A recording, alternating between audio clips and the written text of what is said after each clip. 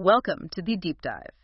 We're here to take dense research, boil it down, and give you that shortcut to, well, really knowing your stuff. That's the goal. Today we're digging into something pretty fundamental, a clay.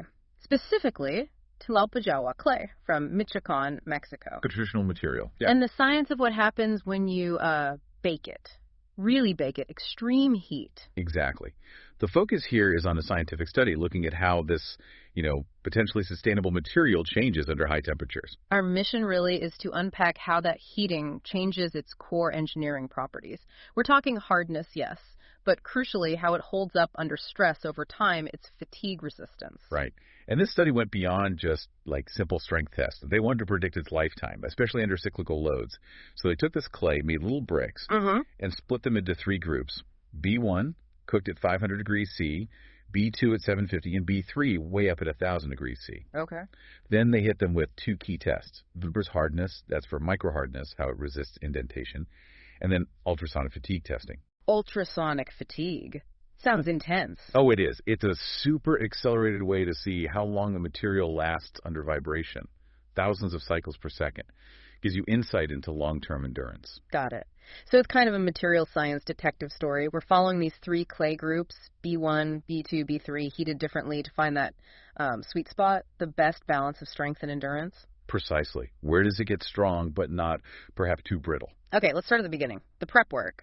They took the clay powder, mix it with water, shape these little bricks. You mentioned the size. Yeah, small ones, about 15 by 10 by 115 millimeters. Then into the furnace for 5 hours at those target temperatures. 500, 750, all 1,000 Celsius. So first big question.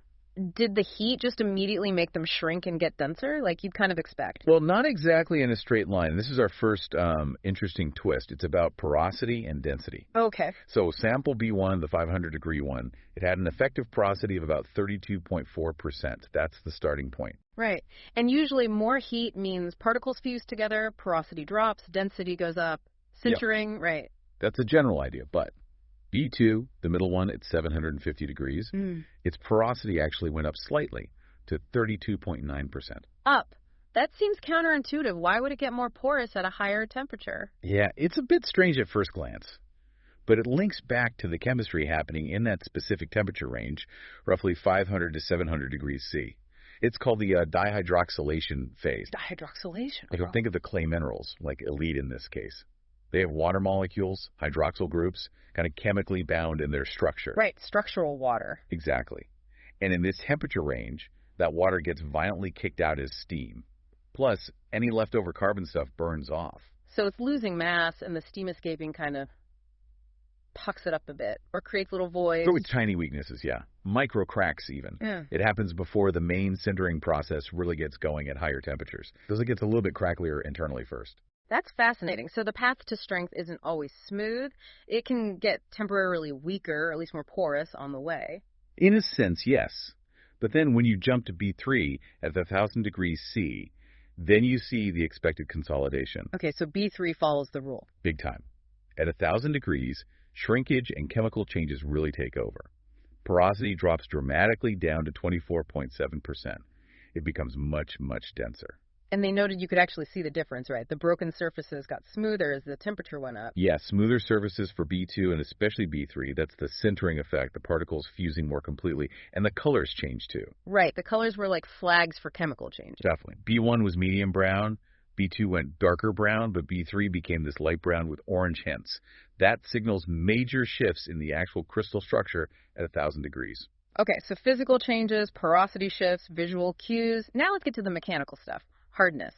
The Vickers test. How much stronger did this clay get with heat? This is where the numbers get pretty dramatic. I bet. So B1, the 500-degree sample, was the baseline, 79.1 Vickers hardness, which is about 775 megapascals MPa. 775 MPa. For context, what's like regular concrete? Oh, much lower. Maybe 20 to 50 MPa for typical concrete. So even B1 is quite hard. Okay. And B2 at 750 degrees. Big jump. It went up to 274.1 HV. That's nearly 2,700 MPa. Wow. Okay, so almost 4 times harder than B1 already. What about B3, the 1,000 degree sample? This is the showstopper. B3 clocked in at 1057.8 HV. That translates to over 10,370 MPa. 10,000, that's huge. A more than tenfold increase from B1. That's moving into serious engineering ceramic territory, isn't it? Absolutely. Extremely stiff material at that point. So what's driving that incredible jump, especially since B2 didn't get much denser than B1? It can't just be porosity reduction for B3, right? No, density is only part of the story for B3. The main reason is a fundamental chemical transformation. The X-ray analysis they did showed it clearly. What changed? At 1,000 degrees, a relatively soft clay mineral called illite basically disappears. It transforms into a different mineral. Spinel.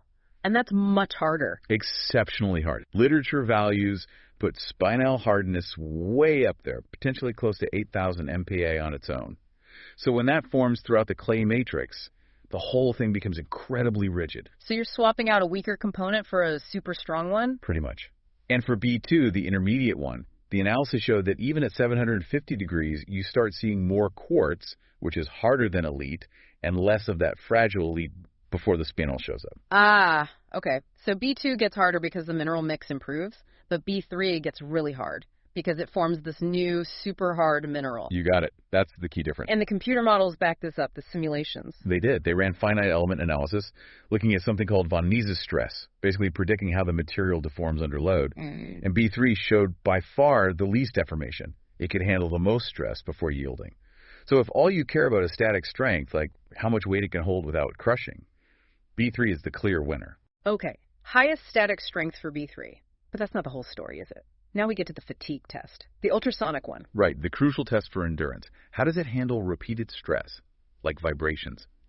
They used a 20 kilohertz load that's 20,000 cycles per second, just hammering away until the sample broke. And based on the hardness, you'd expect B3 to last the longest, right? It's over 10,000 MPa hard. That would be the logical prediction. Harder should mean tougher, should mean longer life under fatigue. But this is where the results get fascinatingly contradictory. Uh-oh, what happened? Well, B1, the softest one at 500 degrees, performed as you'd expect.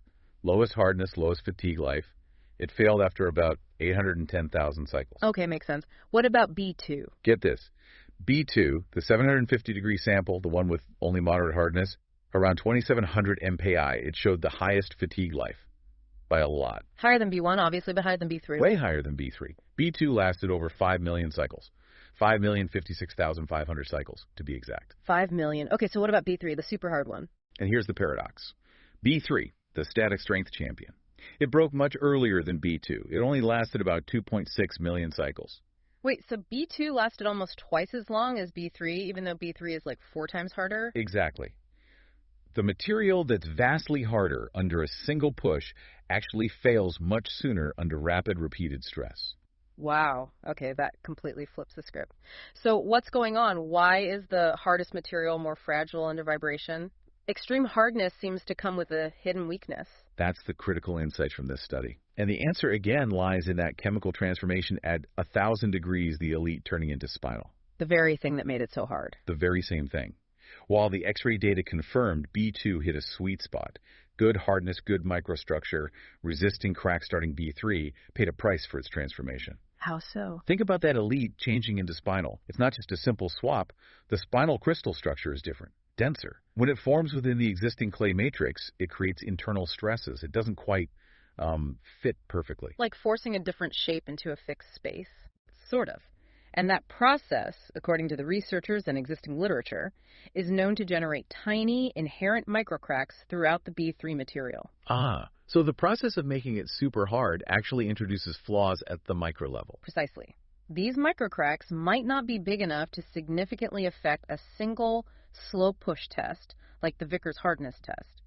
But under high-frequency vibration, they become stress concentration points, places for failure to start. Exactly. The vibration energy focuses right on those tiny existing cracks, and they grow very quickly, leading to rapid fatigue failure. B3 is incredibly strong statically, but it's brittle dynamically. That distinction is huge for any practical application. Static strength versus dynamic toughness. You gain stiffness, but you lost resilience. That's the core takeaway. Heating definitely improves strength, but push it too high, to 1,000 degrees in this case, and those mineral changes make it brittle. So if we sum this up for someone thinking about using this clay, the implication for you, if you're looking at sustainable building materials, is really important. B3 looks amazing on a simple strength test. You just need it to, say, hold up a static load. It's great. But But if that component is going to experience vibration, maybe from machinery, traffic, even just thermal cycling, that induced brittleness is a major problem. It could fail unexpectedly. B2, the 750-degree sample, is actually the better choice for endurance. Let's just recap those numbers side by side. The trade-off is so clear there. Okay. B1, 500 degrees, low everything, 775 MPa hardness, about 810,000 cycles fatigue life. Right, the baseline. P2, 750 degrees, the endurance champ. Good hardness, 2678 MPa, but an amazing 5 million cycle fatigue life. That's the optimal balance here. The sweet spot. And B3, 1,000 degrees, super hard statically, 10,370 MPa. But the brittleness cuts its fatigue life down to 2.6 million cycles, less than half of B2's life. It's such a clear illustration of that paradox. Getting maximum hardness through that high-temperature mineral change introduces flaws that kill its performance under vibration. It really does. And that points directly to what needs to be studied next. What's missing? Well, the study strongly suggests that just knowing hardness and this specific type of fatigue isn't enough to fully qualify these materials for real-world use, especially B3. Because we know it fails from being brittle. Exactly. So you need tests that specifically measure brittleness, or rather, the resistance to crack growth. How much energy does it take to actually break it once a crack starts? Like measuring its shatter resistance. That's a good way to put it. The technical terms are fracture toughness and also flexural strength, how it bends before breaking. These tests would directly quantify how those microcracks affect the overall structural integrity. So only then could an engineer confidently decide if B3's high static strength is usable, or if its brittleness makes it too risky compared to B2. Precisely. You need the full picture. So think about that next time you see a ceramic tile or brick. Just because it feels hard doesn't mean it's truly tough enough for the job, especially if it's going to see some vibration. It's always that balance in material science, isn't it? Chasing one property, like hardness, can sometimes negatively impact another, like toughness or fatigue life, especially with complex natural materials like clay. A fantastic deep dive into the hidden complexities of heating clay. Hopefully you feel well informed about this trade-off between strength and endurance. The devil's always in the microstructural details. That's it for this deep dive. Until next time. Stay curious.